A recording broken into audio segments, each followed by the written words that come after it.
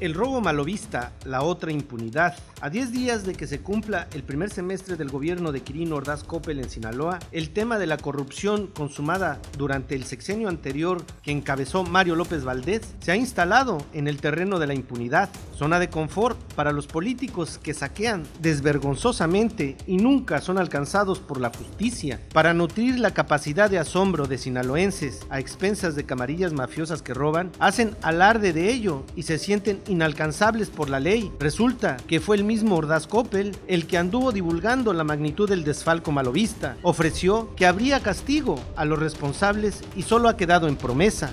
Se trata de pasivos por más de 13,000 millones de pesos heredados a la actual administración estatal, desfalcos en la Secretaría de Salud por el orden de los 1,500 millones de pesos, el desfonde del Instituto de Pensiones de Sinaloa por 1,200 millones de pesos y el desmantelamiento del aparato de seguridad pública a tal grado que hasta las pantallas del Centro de Control C4 se llevaron. La lenta capacidad de las instituciones encargadas de investigar, denunciar y castigar apunta a que el gran robo de los malovistas se agregará al inventario de los saqueos que tienen en las ruinas a Sinaloa, y hasta ahí. Es lo que sucede cuando el poder pasa de unas manos a otras, todos con vocación rapaz. Es el colmo que si el gobierno de Ordaz Coppel se refleja incapaz de dar seguridad pública, no se diga de castigar a los que han tomado las calles para dirimir sus diferencias criminales. Tampoco puede o quiera aplicar la ley a quienes le causaron tal daño al patrimonio público en Sinaloa, que ya es referenciado como el peor robo consumado contra las finanzas gubernamentales, y lo seguirán haciendo en este y los gobiernos que siguen, porque ya se instaló en los políticos desfalcadores la seguridad de que se pueda llevar todo, inclusive hasta los retretes, sin que paguen por ello alguna consecuencia.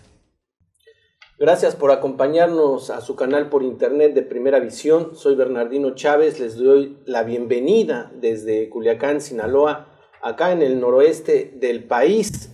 Hoy vamos a tener sobre esta mesa de análisis que le hemos llamado en retrospectiva el tema que tiene que ver con toda esta impunidad que parece ser va a permear en lo que fue el gobierno del que salió como gobernador Mario López Valdés. Parece ser que la impunidad se aparca acá en Sinaloa, digo también en México, pero aquí en Sinaloa, Mario López Valdés fue su gobierno, su administración, ha sido, según las cifras que aquí vamos a darles a ustedes, pues la más corrupta en esta historia nueva de Sinaloa. Para ello, les presento a mis compañeros y amigos, Alejandro Sicairo Rivas. ¿Qué tal? Un saludo a todos. Y Ernesto Saldaña. Buenos días, un saludo. Le comento, aquí en Sinaloa, durante el sexenio anterior que encabezó Mario López Valdés, pues parece ser que la impunidad es la que va a reinar, el confort para los políticos en este universo de impunidad y de corrupción, pues parece ser inagotable.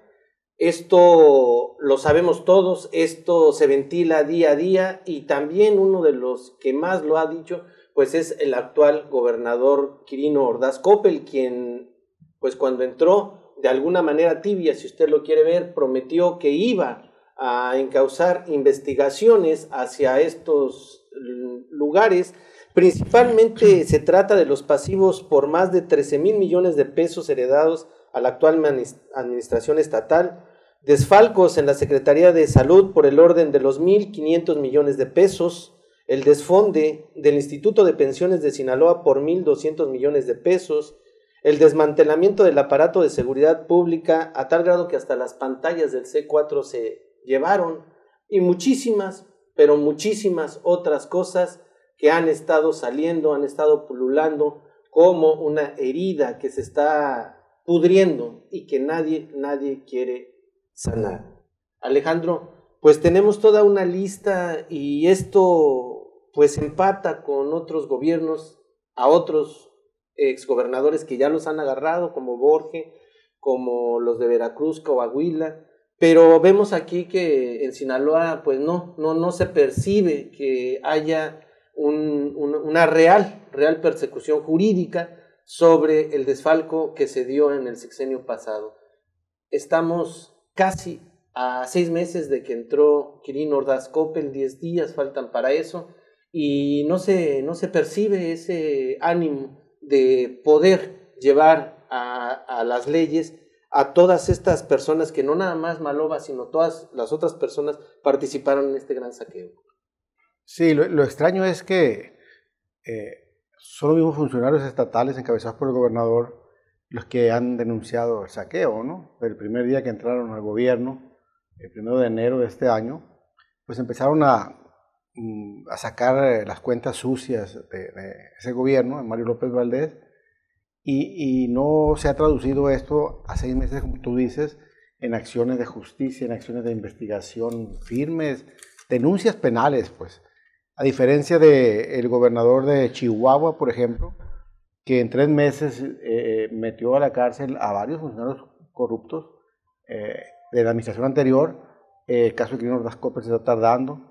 Y yo no sé por qué se está tardando. Pues siendo optimista pensaría que primero quiere estructurar el sistema estatal anticorrupción, que ya acaba de aprobar el Congreso del Estado de las leyes en la materia, todo eso, pero independientemente de eso, hay leyes ya anteriores en un sistema jurídico que permite que todos ellos sean presentados a los tribunales ya. Recientemente, el fin de semana, circula una fotografía donde 2 exfuncionarios del gobierno de Maloba, que es Gerardo Vargas Landeros y Jesús Antonio Aguilar Íñiguez, el populacho y Toño, se toman fotos allá en Las Cabras con Antonio Toledo Corro. Y también el gobernador Quirino Ordaz Coppel ha dicho que lo reconoce como un padre en la política, Antonio Toledo Corro. Entonces esto lleva a la pregunta si ya hay un pacto, ¿no? Un pacto de impunidad para estos personajes que pues cometieron el saqueo más horrendo del que se tenga memoria en Sinaloa. Todos los gobernadores han robado y han robado mucho, no poquito como Layín, han robado bastante, pero este se fue de paso, porque dejó el Estado en bancarrota y no hayan cómo tapar esos hoyos financieros, si es que se pueden tapar, y aparte de que atentaron contra 2 áreas muy sensibles para la población, que es salud y seguridad pública, ¿no? Entonces, no, esto no puede quedar impune. Yo no creo que están pensando que dejarlo impune, porque si no, esto se le va a revertir efecto boomerang al gobernador actual, a Quirino Ordaz Coppel, y la corrupción lo va a arrastrar a él también. Ernesto, son miles de millones de pesos los que saquearon estos pillos, estos personajes, y la impunidad es como la marca de todos los gobiernos en este país.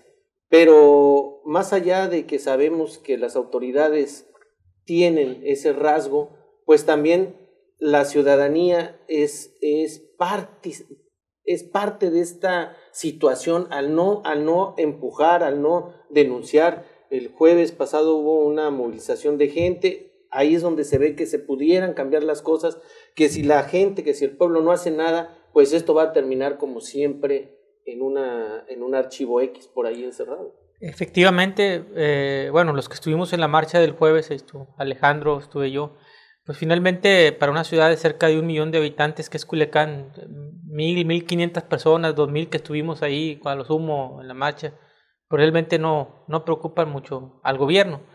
Si nosotros damos un poquito de historia, recordemos de la fortuna legendaria que se habla de Juan Millán. Yo le he preguntado a muchos empresarios y políticos, periodistas de Sinaloa, bueno, ¿en cuánto asciende la fortuna de Juan Millán? Que hasta se le achacan milagritos como ser dueño de la flota camaronera, de los transportes en Mazatlán, de parte de la agricultura del estado, de los rellenos sanitarios, de restaurantes, de taxis, bueno, cuánto negocio lícito o ilícito haya.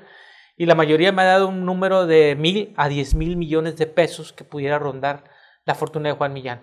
Luego recordemos que Aguilar Padilla fue denunciado por el mismo Maloba por las casas ilícitas que tenía ahí, que de repente salieron como espinillas, ¿verdad? Flotaron esas casas y Maloba lo denunció en su campaña y que dijo que lo iba a meter a la cárcel. Y finalmente cada vez que le tocaban el tema, Maloba rehuía y decía que de eso no iba a hablar, que estaban las instancias correspondientes y que ya no le competía a él. Luego llegamos al periodo de Maloba y finalmente es cierto lo que dice Alejandro, el sexenio que más ha corrompido, que más ha saqueado el Estado en 2 áreas muy sensibles. Y si nos metemos un poquito a los números, aquí nos damos cuenta que Maloba, y aquí tengo las cifras, recaudó, mejor dicho, pidió préstamos, 64 préstamos irregulares que no fueron aprobados por el Congreso del Estado. Recordemos, y quiero ser rápido en esto, que el gobierno del Estado se puede endeudar de acuerdo a su presupuesto hasta un 5% de todo el presupuesto.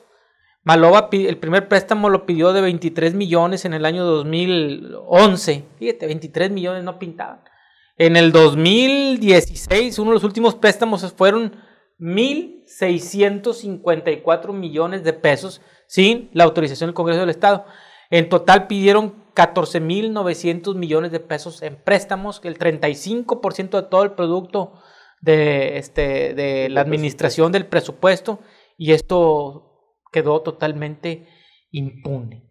Finalmente, como todo esto se traduce, y ahorita podemos abordar más adelante el tema, en que ya está el desfalco, ya están las arcas vacías, ya están las deudas, están los 924 millones del sistema de cámaras que no funcionó. Ahora, ¿qué es lo que sigue hacia adelante? ¿Cómo se va a proceder? Esto es lo que nos debe de interesar ahora a los sinaloenses. Porque en este aspecto hay muchos que ahorita están pidiendo, por ejemplo, una justicia que cuando ellos formaron parte de esta misma administración, pues no hicieron absolutamente nada más engrosar todo esto de la corrupción.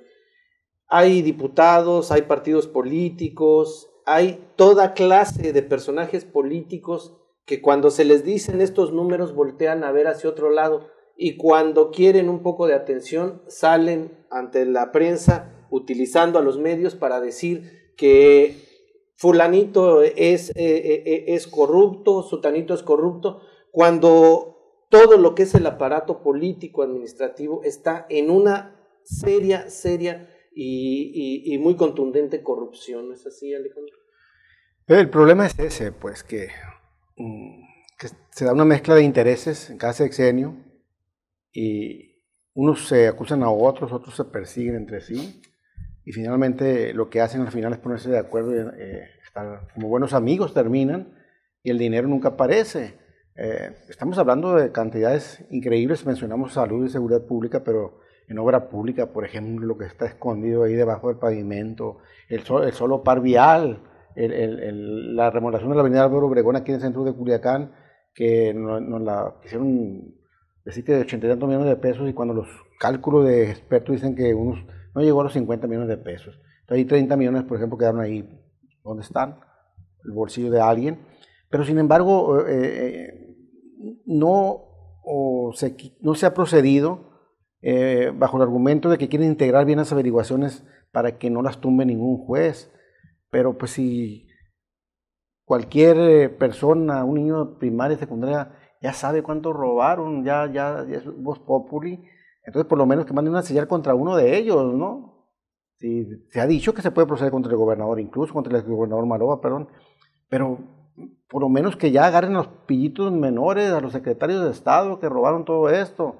El sector salud está descaradamente fraudeado, no se procede, y yo no entiendo por qué no se procede ahí.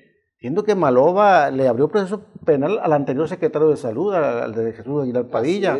Salió libre finalmente, pero hay una acción jurídica. En este caso, cuando el desfalco es tremendamente mayor, cuando simulaban que los hospitales estaban equipados, y realmente lo que pedían era, cuando venían las certificaciones, pedían equipo de las clínicas privadas y las ponían ahí. Entonces, ya que se iban los certificados, pues se llevaban el equipo, ¿no? Pero finalmente es un crimen de lesa humanidad en el caso de salud. En todo. A rato nos van a decir también que le daban placebos a la gente que se enferma de cáncer, como en Veracruz. Entonces nos han dicho todo eso, ¿no? Pero sí hubo un desabasto total de medicamentos en los centros de salud, en las clínicas rurales, en todos lados no hubo medicamentos durante 6 años.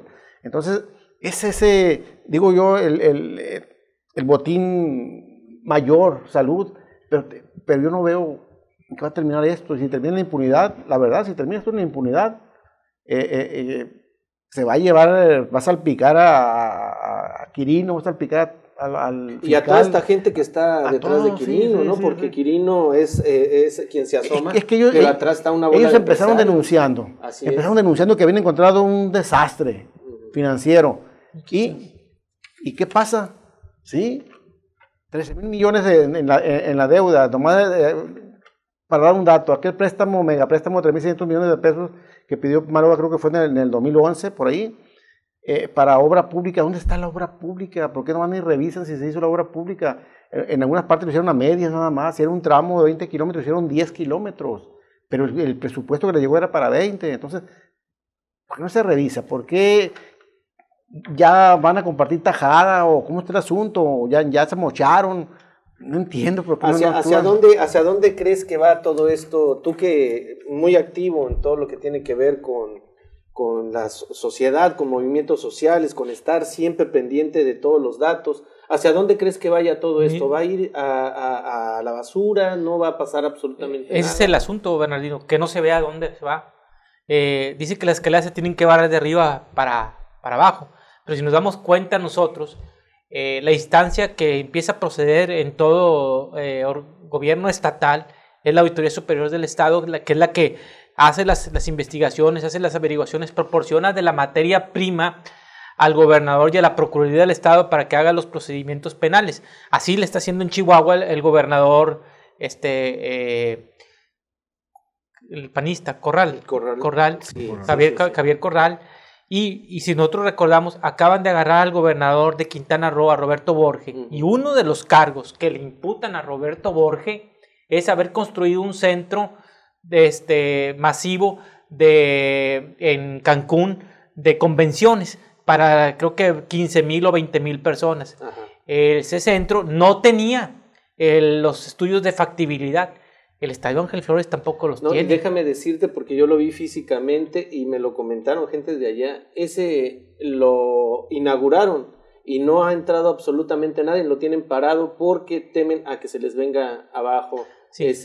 Igual que el Estadio Ángel Flores, lugar. En este momento el Estadio de los Tomateros, en este preciso momento, porque tengo los datos que me proporcionaron la semana pasada y esto no se ha ventilado, reconoce la Secretaría de Obras Públicas del Gobierno del Estado de Sinaloa y la Dirección de Protección Civil que el estadio no tiene estudios de factibilidad, no tiene estudios de impacto ambiental, no tiene estudios de vialidad y transporte y carece de un plan de protección civil al cual es obligatorio tener el plan. O sea, la familia Ley nunca ha proporcionado ahí un plan obligatorio porque es al concesionario el que se le debe dar. Esos 3 delitos son los mismos que tiene el Centro de Convenciones de Cancún. ¿Por qué allá el nuevo gobernador de Quintana Roo sí procede y aquí no? Bueno, es que se empata con lo de Borge. En Veracruz se empata con lo de la salud, de que daban medicamentos. Y los diputados. Los diputados no. Y en Coahuila y todo. O sea, ¿por qué no actúan contra Maloba? Te das cuenta, mira, te das cuenta. ¿Dónde está Juan Pablo Yamuni, que fue el contralor, el rey anticorrupción de Maloba? Es diputado ahora de la Comisión de Hacienda. Era juez en esa parte y ahora es juez, pero del otro lado era parte y ahora es juez. ¿Dónde está el Güero Cruz, que era de los secretarios? ¿Y dónde está Aarón Rivas Loaiza, que eran los que ayudaban a gastar estos miles millones de pesos? Eran secretarios y ahora son diputados y precisamente están en la Comisión de Hacienda, que es la que controla la Auditoría Superior del Estado. O sea, Maloba, discúlpeme, pero de pendejo no tiene nada, porque a los que fueron jueces en aquel parte del desfalco, ahora son los que están cuidando el dinero y junto con los demás diputados, priistas y panistas, porque algunos son de todos los partidos, son los que están frenando a la Comisión de Hacienda, que es la que controla a la Auditoría Superior del Estado. Si la Auditoría Superior del Estado no hace esas investigaciones que depende de su patrón, se va a tener la impunidad. La pregunta es, ¿por qué a los demás gobernadores sí? ¿Y por qué a Maloba? En este escenario que dice Ernesto, es una bomba que está esperando el gobierno federal para detonarla ya muy cercano al 2018. Sería algo así, porque no se entiende de otra manera, no se entiende, con todas las semejanzas que hay entre los que ya agarraron, los exgobernadores que ya están de alguna manera en la cárcel, que quién sabe en el 2019 ya lo saquen, pero por lo menos ahorita están en la cárcel, igual Padres, el de acá de Sonora. Lo que se viene para Maloba y toda esta mafia que tiene a su alrededor, lo están cazando para el 2018. No, yo no lo veo así. Lo que veo yo más en el ámbito local es que ya una vez estructurado el sistema estatal anticorrupción lo quieren inaugurar con Maloba y su gente, ¿no? Porque no tenemos todavía un fiscal anticorrupción. ¿Cuántos meses tiene ya el fiscal general de Sinaloa en el cargo y no han nombrado un fiscal anticorrupción? Entonces, es que no sabemos, porque volvemos a lo mismo, no hay información. Así como en el caso de hechos de delincuencia organizada, pues no intervienen porque no es de su ámbito, dicen ellos, es del ámbito federal. Entonces yo me pregunto, bueno, pero ¿por qué en estos casos que sí son del ámbito del Estado, como es la delincuencia común y la corrupción en este caso, que es un tipo de delincuencia también, ¿por qué no actúan? O sea, la gente está preguntando. Entonces esto es parte de que a Quirino Ordaz Coppel se le está acabando su capital político en unos días porque no está actuando. Ellos gritaron, están los corruptos, los tienen identificados ya, el dinero que se llevaron ya está cuantificado por área, todo, cómo le hicieron, la ruta, todo. Pero ¿por qué no presentan las denuncias? Es lo que yo no entiendo. A ver, ¿por qué no presentan las denuncias? Entonces están impactando o tienen miedo. Pero en yo pienso que uno de los actores principales es el gobierno federal, ¿no? O sea, el gobierno federal es quien ha estado manejando todas estas capturas, todas estas formas en que ha operado a los... Pero y las denuncias penales tienen que... Las locales tienen que estar. Por supuesto. Sí. Bueno, el gobierno federal exactamente lo usa con fines políticos, ¿no? Pero, a ver, ¿de qué le serviría a Maloba como fin ahorita político? Políticamente es útil agarrar a Maloba. ¿Ahorita es políticamente útil o es más rentable? Es jurídicamente necesario. Jurídicamente y socialmente yo creo que lo debieron de haber agarrado el día que se quitó ahí en el Congreso, lo debieron de haber subido a una con esto tiene elemento suficiente, agarrado, ¿no? Pidió 64 préstamos sin autorización, eso es un delito ya en sí. Sí. Pero ¿quién forma esto como un delito? Lo que tú acababas de decir, la Auditoría Superior, luego la Procuraduría, luego la Fiscalía. Hay una ruta legal. Hay una ruta legal, pero toda esa ruta legal ninguno hace su trabajo. Siempre se corta, ¿no? Y como dice Saldaña, el fiscal el SAR anticorrupción, el que le vigiló la mano a Maloba y que permitió que todo esto sucediera, pues ahora está en el Congreso del Estado como paraguas, guardaespaldas del exgobernador, como está Marcial Paroli, como está Aaron Sánchez, Aaron Rivas, perdón, y toda esa bola de legisladores, y todavía se atreven a decir, Sinaloa lo amenaza la barbarie, desde el Congreso, una recesión que hubo. Óyeme, la barbarie son ellos. Desde ahí ellos mismos cultivaron la barbarie, porque barbarie no nada más es que estén matando miles de gente. Barbarie es también que dejen a millones de personas, miles de personas, sin los servicios públicos necesarios, sin los servicios de salud, sin los servicios de educación, sin los servicios de seguridad pública. Eso también es barbarie. Pero están gritando.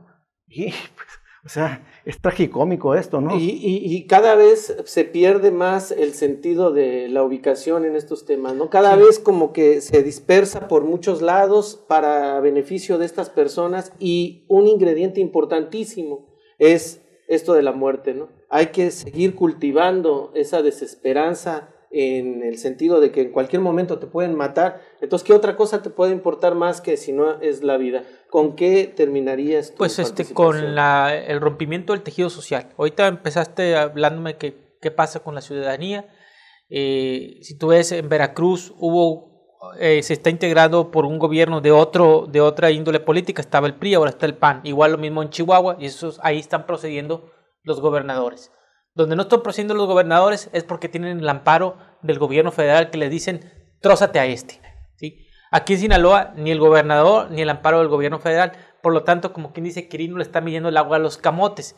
Si hubiera sido políticamente correcto, pues lo hubieran metido hace unos días a la cárcel antes de las elecciones en Edomex, y lo hubieran utilizado como instrumento político para decir que el PRI se hace justicia.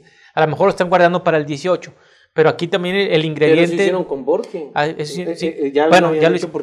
hicieron un día después. Pero aquí el asunto es de que el desánimo social, el rompimiento del tejido social, por vivir en el narcoestado más grande del país.